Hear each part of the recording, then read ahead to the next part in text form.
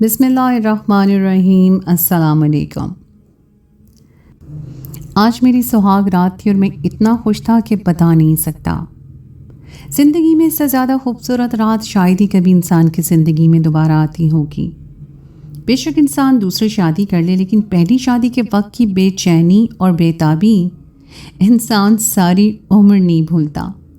اور میرے ساتھ بھی ایسا ہی ہوا تھا۔ میں اپنی بیوی کے پاس جانے کے لیے خوش بھی تھا اور بیتاب بھی تھا، اور مجھے ایسا لگتا تھا کہ میں اپنی بیوی کے پاس جاؤں گا تو اس کے پاس مجھے کہنے کے لیے بہت ساری باتیں ہوں گی، لیکن ایسا نہیں ہوا۔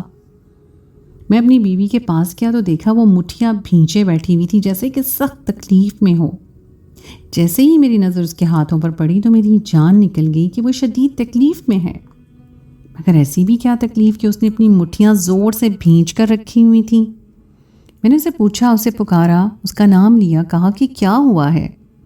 اس نے مجھے جواب نہیں دیا تو میں نے آنکھیں پڑھ کر اس کا گھونگھٹ اٹھایا۔ یہ دیکھ کر میں حیران رہ گیا کہ اس کی آنکھوں سے ٹپ ٹپ آنسو گر رہے تھے۔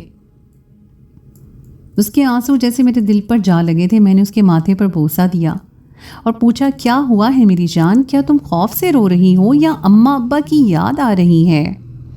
میری بیوی نے نفی میں سر ہلاتے ہوئے اس بات سے انکار کر دیا۔ پھر کیا ہوا؟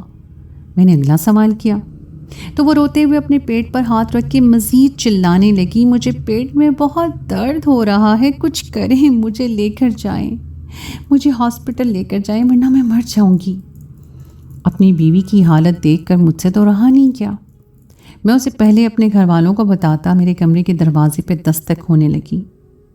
میں نے دروازہ کھولا تو سامنے میری خالہ زاد بہن کھڑی تھی۔ کیا ہوا ہے وسیم بھائی؟ اتنی دیر سے آپ کے کمرے سے دلہن کی چیخنے کی آوازیں کیوں آ رہی ہیں؟ کیا سب خیریت سے ہیں؟ آپ لوگ ٹھیک تو ہیں نا؟ کہیں بھابھی نے کوئی سانپ تو نہیں دیکھ لیا؟ اس نے یہ بات کہہ تو دی تھی، لیکن مجھے بہت پریشانی ہو رہی تھی۔ مذاق کا بالکل وقت نہیں تھا۔ ایسا نہیں ہے حفصہ، اس کے پیٹ میں سخت درد ہو رہا ہے، تم دیکھو کہ کیا مسئلہ ہے۔ اگر زیادہ پریشانی ہے تو ہسپتال لے کر جانا پڑے گا۔ میں نے حفصہ کو کہا، جو کہ میری خالہ زاد بہن تھی۔ اس نے میری بیوی کو دیکھنا شروع کیا، لیکن میری بیوی کی چیخیں تو بڑھتی ہی جا رہی تھیں۔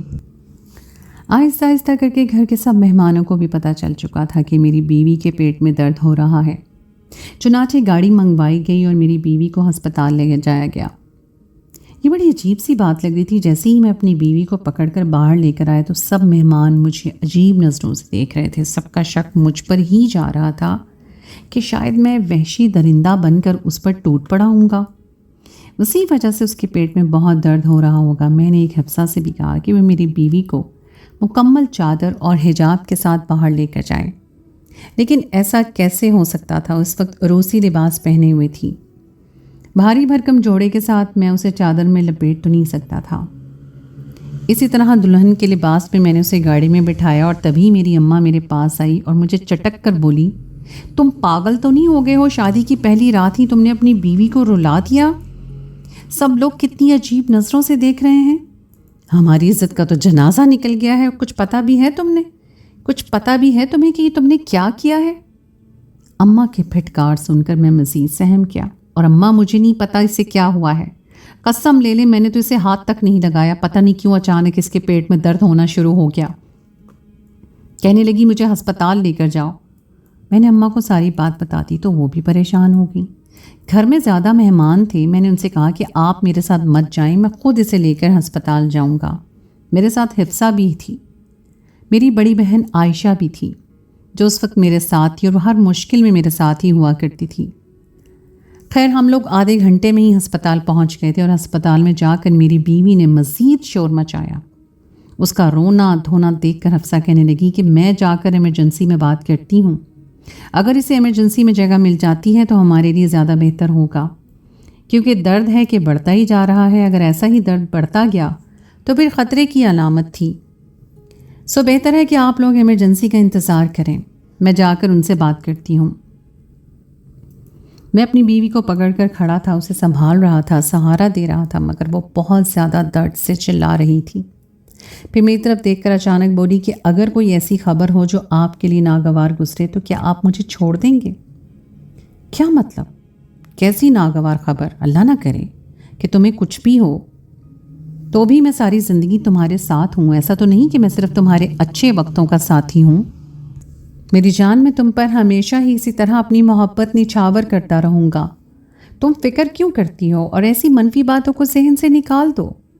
میں تمہارے ساتھ ہوں۔ اتنا کہا تھا کہ حفصہ واپس آ کے کہنے لگی کہ ایمرجنسی میں جگہ بن گئی ہے، لیکن ایمرجنسی میں جانے کے لیے صرف ایک انسان کی اجازت ہے، لیکن ایمرجنسی میں سب لوگ ساتھ نہیں جا سکتے، صرف میں ہی بھابھی کو لے کر جاؤں گی۔ آپ لوگ یہیں پر کھڑے ہو کر انتظار کریں۔ اگر زیادہ لوگ گئے تو پھر ایمرجنسی میں داخل نہیں ہو سکیں گے۔ میں ہی بھابھی کو لے کر جاؤں گی اور انشاءاللہ تھوڑی دیر کے بعد میں آپ کو بھی بلا لوں گی، لیکن فی الحال ایمرجنسی میں داخل ہونے کے لیے ایک ہی بندہ جا سکتا ہے۔ حفصہ نے کافی ہڑبڑی مچائی اور میری بیوی کو لے کر ایمرجنسی میں چلی گئی۔ میں اور میری بڑی بہن بیٹھ کر باہر دعائیں کرنے لگی کہ میری بیوی کو کچھ نہ ہو، کیونکہ اسما کی شادی ہم نے اپنے خاندان میں بہت عرصے کے بعد، بہت سوچ بچار اور انتظار کے بعد کی تھی۔ سب کی نظریں ہماری اس شادی پر لگی ہوئی تھیں۔ کچھ لوگ تو ہماری ناکامی کا تماشا دیکھنا چاہتے تھے، کچھ لوگ ہماری ذلت کا تماشا دیکھنے کے منتظر تھے، مگر ہم اس شادی کو آخری دم تک نبھانا چاہتے تھے۔ اسما ہمارے خاندان کی ہی لڑکی تھی اور ویسے بھی خود ہی بہت خوبصورت تھی۔ میں ہمیشہ سے اسے پسند کرتا آیا تھا، مگر وہ میرے کالے رنگ سے چڑھتی تھی، مگر اس کی امی کو میں بہت پسند تھا اور وہ یہی کہتی تھیں کہ اگر تم جیسا داماد کسی کو بھی ملے گا تو وہ اسے اپنی خوش قسمتی سمجھے گا۔ بہرحال میں اپنی بیوی کے لیے بے حد پریشان تھا، دعائیں مانگنے لگا۔ مجھے امید تھی کوئی چھوٹا موٹا مسئلہ ہی ہوگا، یا تو کھانے میں اس نے کوئی غلط چیز کھا لی ہوگی، یا پھر کوئی اور نفسیاتی حربہ ہوگا جس کی، یا پھر اور کوئی نفسیاتی ڈر ہوگا ویسے جس کی وجہ سے اس کی یہ حالت ہوئی ہے۔ تقریباً 10 منٹ ہی گزرے تھے کہ حفصہ کمرے سے باہر آ گئی۔ وہ بہت زیادہ گھبرائی بھی تھی، اس کے چہرے پر عجیب سے آثار تھے۔ ایسا لگ رہا تھا کہ کوئی ایسی بڑی بات ہو گئی ہے جسے وہ ہمیں بتانا بھی نہیں چاہتی۔ مجھے دیکھ کر وہ افسوس کا اظہار کرنے لگی۔ آپ کا کیا ہوگا بھائی؟ آپ اگر یہ خبر سن سکیں تو میں آپ کو سناؤں گی، ورنہ آپ جا کر ڈاکٹر سے پوچھ لیں کہ کیا ہوا ہے۔ ایسا کہ لہجے میں عجیب سی اس کی تھر تھراہٹ تھی اور چہرے پہ گھبراہٹ، آنکھوں میں ندامت، جیسے ساری غلطی ہی اسی کی ہو۔ مجھے اس کی یہ بات بڑی عجیب لگی۔ میں نے کہا دیکھو جو بھی ہے تم مجھے سچ سچ بتا دو، میں جھوٹ سننے کا عادی نہیں ہوں۔ اگر کوئی بری خبر بھی ہے تو مجھ میں اتنا حوصلہ ہے کہ اسے برداشت کر سکوں۔ تب حفصہ نے وہ بات کہی جسے سن کر میرے تو قدموں تلے سے زمین نکل گئی۔ آپ کی بیوی امید سے ہے۔ یہ تم کیا کہہ رہی ہو؟ ہوش میں تو ہو حفصہ؟ میں نے حفصہ کو جھنجھوڑ کر پوچھا تھا۔ میں اسے اس طرح سے بات کرنے لگا تو وہ بھی گھبرا گئی۔ وسیم بھائی میں کیا کر سکتی ہوں؟ آپ کی بیوی امید سے ہے تو اس میں میرا کیا قصور ہے؟ آپ جب ڈاکٹر سے یہ بات پوچھ لیں، میں مان بھی نہیں سکتا تھا، میں مان ہی نہیں سکتا تھا۔ ایسا نہیں ہوگا، تم لوگ جھوٹ بول رہے ہو۔ اور اتنا کہہ کر میں ڈاکٹر کے پاس چلا گیا، جو کہ ایمرجنسی روم کے باہر ہی کھڑا تھا۔ وہ مجھے دیکھ کر سر جھکانے لگا۔ مجھے نہیں پتا کہ آج آپ کی سہاگ رات ہے یا آپ کی شادی ابھی ابھی ہوئی ہے۔ میں معذرت چاہتا ہوں، مجھے افسوس ہے کہ آپ کی بیوی امید سے ہے۔ عموماً ایسا ہوتا تو نہیں ہے، لیکن آپ کا تعلق پہلے سے رہا ہے تو پھر ایسا ہو جاتا ہے۔ فکر کرنے کی ضرورت نہیں ہے، اب تو اپنی بیوی ہے، اپنا بچہ بھی ہو جائے گا تو ہم تعاون کریں گے۔ ڈاکٹر یہ کہہ کر چلا گیا۔ پھر میرے تو جیسے ہوا سائیں سائیں کرنے لگی کہ تم کیا کہہ رہی ہو حفصہ؟ کہہ دو کہ یہ جھوٹ ہے۔ میں نے اسے کہا تو وہ بولی کہ یہ جھوٹ نہیں ہے بلکہ سچ ہے، ڈاکٹر خود بتا کر گیا ہے۔ میں اب اپنی بیوی سے ملنا چاہتا تھا کہ اس کا اس بارے میں کیا خیال ہے، وہ کیا سوچتی ہے۔ کیوں ہو سکتا ہے کہ ڈاکٹر نے یہ بات غلطی سے کہہ دی ہو؟ لیکن ظاہر ہے اگر ایک عورت امید سے ہو، اس کے پیٹ میں کسی کا بچہ ہو، تو اسے تو خود خبر ہوتی ہے کہ وہ جھوٹ نہیں بول سکتی، نہ ہی اس بات سے بے خبر ہو سکتی ہے۔ میں جیسے ہی ایمرجنسی روم میں داخل ہوا، میں نے دیکھا میری بیوی اسپتال کے بیڈ پر لیٹی ہوئی تھی اور چھت کو گھور رہی تھی۔ وہ کھوئی کھوئی سی لگ رہی تھی۔ میں اسے دیکھ کے بہت پریشان ہوا۔ میں نے جھجکتے پوچھا، جو کچھ ڈاکٹر کہہ رہے ہیں یہ بات سچ ہے؟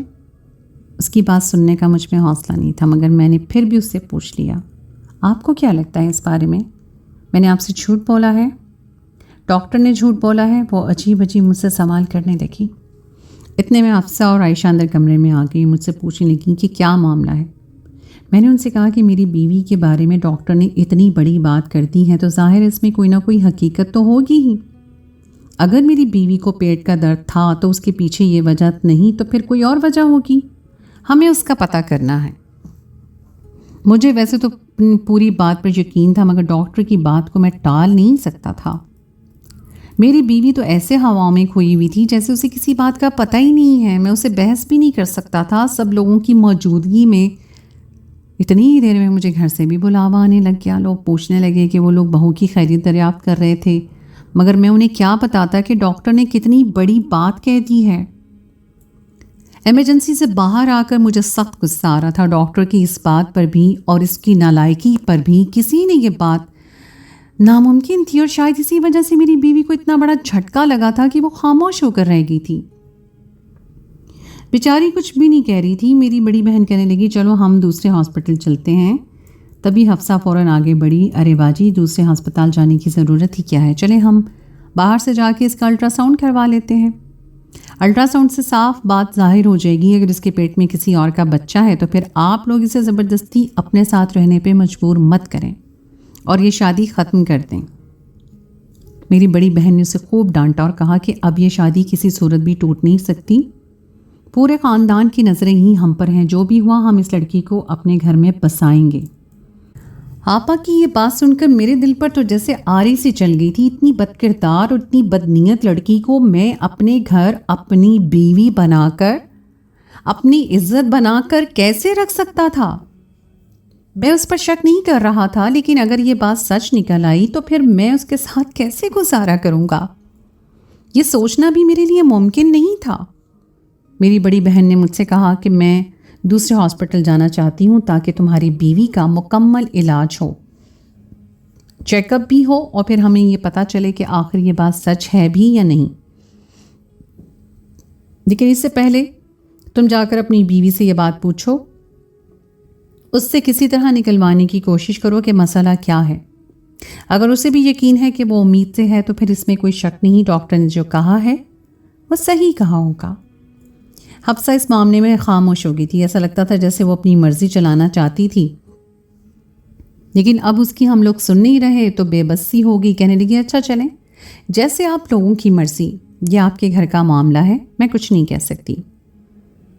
میں اور آپا میری بیوی کو لے کر دوسری ڈاکٹر تک کے پاس چلے گئے. میں نے دیکھا اب بھی وہ کچھ بے چین سی تھی، جیسے دوسرے ڈاکٹر کے پاس جانے سے اسے بہت سخت تکلیف ہو رہی ہو. کہنے لگی میں اپنے جرم کا اعتراف خود کرنا چاہتی ہوں اگر آپ لوگ مجھے موقع دے دیں. میں چاہتی ہوں کہ یہ شادی ختم ہو جائے. میں اس کی بات سن کر حیران ہو گیا تھا. وہ ڈرے سہمے انداز میں یہ بات کہہ رہی تھی. میرا مطلب ہے اگر آپ لوگ مجھ پہ شک ہے تو آپ مجھے چھوڑ دیں. میں ذرا بھی گلہ یا شکوہ نہیں کروں گی. ڈاکٹر نے ایک بات کہی ہے تو میں کیا کہہ سکتی ہوں. ظاہر ہے اس نے کچھ دیکھ کر ہی کہا ہوگا اور آپ لوگ مجھ پہ شک کر رہے ہیں تو میں ایک ایسے شخص کے ساتھ زندگی کیسے گزاروں گی جسے شادی کی پہلی رات ہی میرے کردار پر شک ہو گیا. میں حیران تھا کہ میری بیوی کیسی ملی جلی باتیں کر رہی تھی. ایک طرف تو وہ کہتی تھی کہ ہم اس پر شک کر رہے ہیں، دوسری طرف وہ کہہ رہی تھی کہ غلطی میری ہے. اب کیا کیا جائے؟ میں نے اپنی بڑی بہن کو کہا کہ اس نے اشارے سے مجھے چپ کروا دیا اور کہنے لگی تم اپنی بیوی کی باتوں میں مت آؤ، نہ ہی اس کی کوئی بات سنو. ہم فی الحال اسے دوسرے ڈاکٹر سے چیک کروائیں گے، اس کے بعد ہی کوئی بات کریں گے. خیر ہم لوگ الٹرا ساؤنڈ والے کے پاس پہنچ گئے تھے. اب حفصہ بھی ہمارے ساتھ تھی مگر وہ کافی خاموش ہو گئی تھی. الٹرا ساؤنڈ سے ہم نے چیک کروایا مگر وہاں پر جو بات بتائی اسے سن کر تو میرے قدموں تلے سے زمین نکل گئی. مجھے ڈاکٹر پہ غصہ آنے لگا جس نے پہلے ہمیں یہ بات بتائی تھی. خیر میں نے اپنی بیوی کو وہیں چھوڑا. غصے سے برا حال تھا. شک میرے ذہن میں پلٹ رہا تھا، بار بار جیسے ناک بن کر میری روح کو ڈس رہا تھا. میں فوراً وہاں سے نکلا، بیوی کو اپنی بہن کے ساتھ گھر بھیج دیا اور خود میں اسی ہاسپٹل میں چلا گیا جہاں پر موجود ڈاکٹر نے مجھے اپنی بیوی کے بارے میں ایک خطرناک بات بتائی تھی. ایسی بات جس پر میں یقین نہیں کر رہا تھا مگر میں کیا کرتا. اتنا بڑا ڈاکٹر، اس کے پاس ہر طرح کے مریض آتے تھے. کب وہ جھوٹ تو نہیں بول رہا ہوگا نا؟ لیکن اس نے مجھے ایسا کیوں کہا؟ اصل سوال تو یہ تھا کہ ڈاکٹر نے یہ بات اتنے یقین سے کیوں کہی تھی، جبکہ میری بیوی کے بارے میں ایسا کہنا کافی مشکل بات تھی کیونکہ وہ دلہن کے لباس میں ملبوس تھی. اس نے روسی جوڑا پہن رکھا تھا اور ایسی عورت کو حاملہ کہنے سے پہلے کسی بھی ڈاکٹر کو 10 بار سوچنا چاہیے. मगर उस डॉक्टर ने तकरीबन 10-15 मिनट के बाद ही इमरजेंसी से बाहर आकर हमें बता दिया था कि आपकी बीवी उम्मीद से है। दूसरा शक मुझे इस बात पर पड़ने लगा कि मेरी बीवी को फ़ौरन इमरजेंसी में जगह कैसे मिल गई। हालांकि इमरजेंसी के बाहर हज़ारों मरीज़ होते हैं जो कि इमरजेंसी में जाने का इंतज़ार कर रहे होते हैं, मगर डॉक्टर उन्हीं लोगों को इमरजेंसी में जाने की इजाज़त देते हैं जिनकी हालत बहुत तशवीशनाक होती है। मान लिया कि मेरी बीवी के पेट में बहुत ज़्यादा दर्द था, मगर ऐसी भी क्या आफत थी कि डॉक्टर उसे फ़ौरन इमरजेंसी रूम में लेकर चला गया। अब यही बात मेरे लिए जहन में बेसुकूनी का बायस बन रही थी। मैं अस्पताल से निकला और उसी तरह उन्हीं कपड़ों में पहले अस्पताल चला गया जहाँ पर मेरी बीवी का इमरजेंसी रूम में चेकअप हुआ था। मुझे बहुत शक हो रहा था। उस वक्त मेरे जाते ही मैंने उसका गिरबान पकड़ लिया। मुझे देख के वो भी घबरा गया और बोला, क्या बात है मिस्टर, तुम इस तरह से क्यों रिएक्ट कर रहे हो? मैंने कहा, तुमने मेरी बीवी के बारे में गलत बात बोली है। हाँ बोली है, तुम क्या कर लोगे?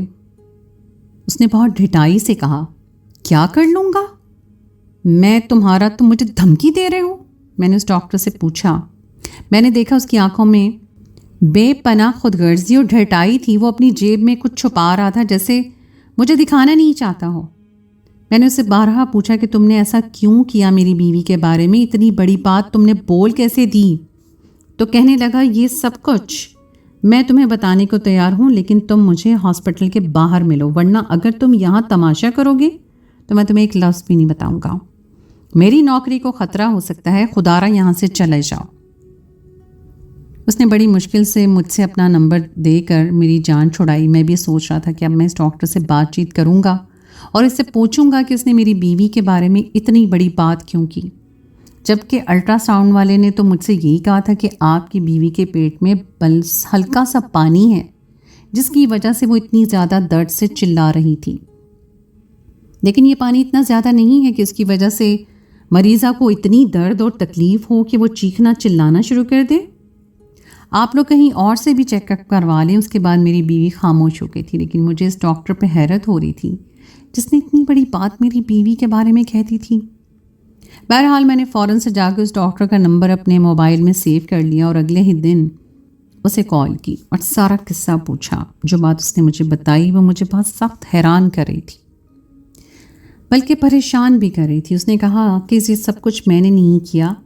आपके साथ जो लड़की आई थी, जो आपकी खालाजाद बहन थी, वो मेरी सहेली है, वो मेरी दोस्त है।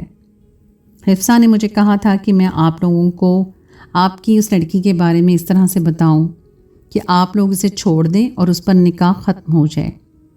यानी वो शादी ख़त्म करना चाहती थी। इसी वजह से उसने एक बार बड़ा ड्रामा रचाया। मैं डॉक्टर की बात सुनकर यकीन नहीं कर पाया। मुझे हफ्सा से ऐसी उम्मीद नहीं थी। आखिर हफ्सा को मेरी बीवी से क्या मसला हो सकता था? लेकिन फिर मैंने ये सोचा कि अगर हफ्सा को मसला होता तो वो कोई और इशारा देती, और चलो अगर हफ्सा को ही मसला था तो फिर मेरी बीवी ने क्यों चीखना चिल्लाना शुरू किया था? क्यों उसने नज़रें झुकाईं और क्यों मुझे मुंह की तरह उसका रवैया था, जैसे वो इस सब में बड़ी मुजरिम हो।